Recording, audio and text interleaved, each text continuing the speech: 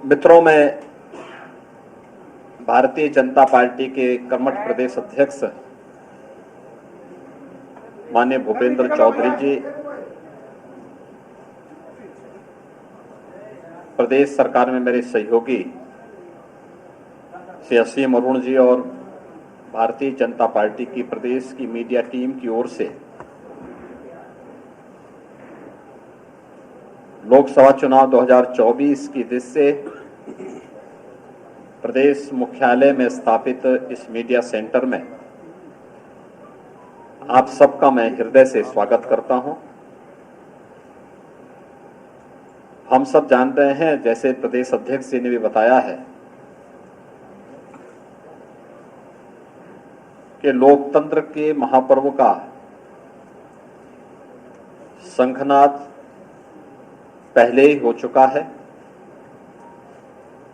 7 चरणों में पूरे देश के अंदर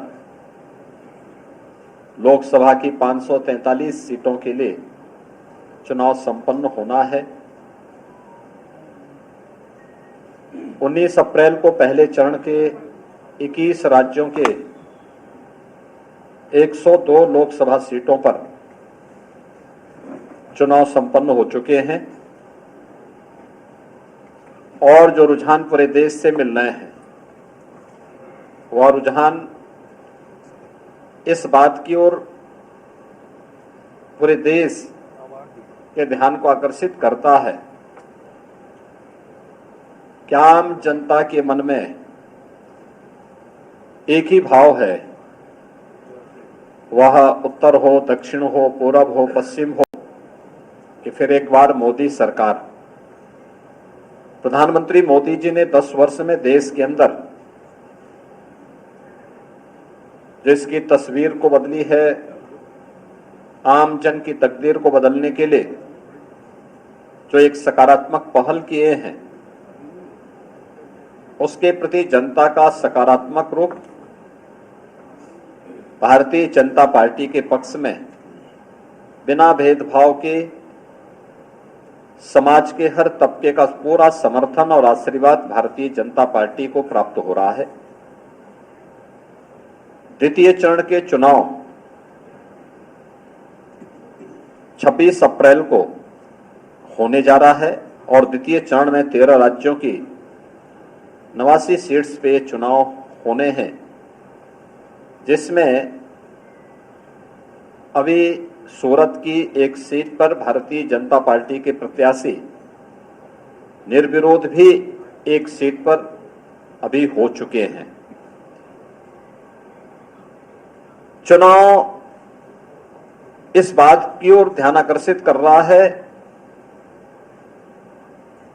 कि संभवतः पहला चुनाव देश का होगा। 18वीं लोकसभा का चुनाव है और अब तक के पहला चुनाव होगा जिसके परिणाम के बारे में पूरा देश आश्वस्त है। आश्वस्ति का भाव इस दृष्टि से, क्योंकि मोदी जी ने पिछले 10 वर्ष में देश के अंदर पॉलिटिक्स ऑफ परफॉर्मेंस पर ध्यान देकर के पूरी जवाबदेही के साथ हर एक मोर्चे पर सर्वांगीण विकास के जिन लक्ष्यों को प्राप्त करने की दिशा में प्रयास प्रारंभ किए हैं, आज देश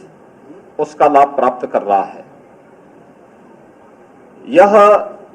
हर एक क्षेत्र में वैश्विक मंच पर भारत की प्रतिष्ठा का, 140 करोड़ भारतीयों के सम्मान का मामला हो, भारत की सुरक्षा को सुदृढ़ करने का हो, भारत की लोकसभा की 543 सीटों के लिए चुनाव संपन्न होना है।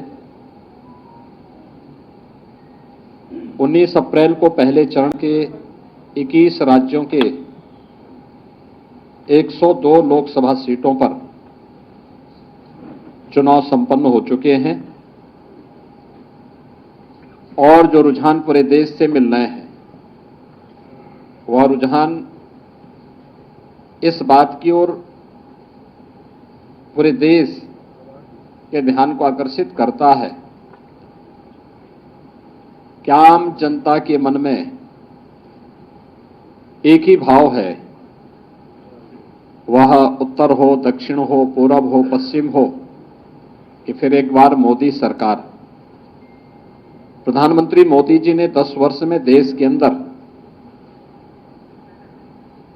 जो इसकी तस्वीर को बदली है, आम जन की तकदीर को बदलने के लिए जो एक सकारात्मक पहल किए हैं, उसके प्रति जनता का सकारात्मक रुख भारतीय जनता पार्टी के पक्ष में बिना भेदभाव के समाज के हर तबके का पूरा समर्थन और आशीर्वाद भारतीय जनता पार्टी को प्राप्त हो रहा है। द्वितीय चरण के चुनाव 26 अप्रैल को होने जा रहा है और द्वितीय चरण में 13 राज्यों की 89 सीट्स पे ये चुनाव होने हैं, जिसमें अभी सूरत की एक सीट पर भारतीय जनता पार्टी के प्रत्याशी निर्विरोध भी एक सीट पर अभी हो चुके हैं। चुनाव इस बात की ओर ध्यान आकर्षित कर रहा है कि संभवतः पहला चुनाव देश का होगा। 18वीं लोकसभा का चुनाव है और अब तक के पहला चुनाव होगा जिसके परिणाम के बारे में पूरा देश आश्वस्त है। आश्वस्ति का भाव इस देश से, क्योंकि मोदी जी ने पिछले 10 वर्ष में देश के अंदर पॉलिटिक्स ऑफ परफॉर्मेंस पर ध्यान देकर के पूरी जवाबदेही के साथ हर एक मोर्चे पर सर्वांगीण विकास के जिन लक्ष्यों को प्राप्त करने की दिशा में प्रयास प्रारंभ किए हैं, आज देश उसका लाभ प्राप्त कर रहा है। यह हर एक क्षेत्र में वैश्विक मंच पर भारत की प्रतिष्ठा का, 140 करोड़ भारतीयों के सम्मान का मामला हो,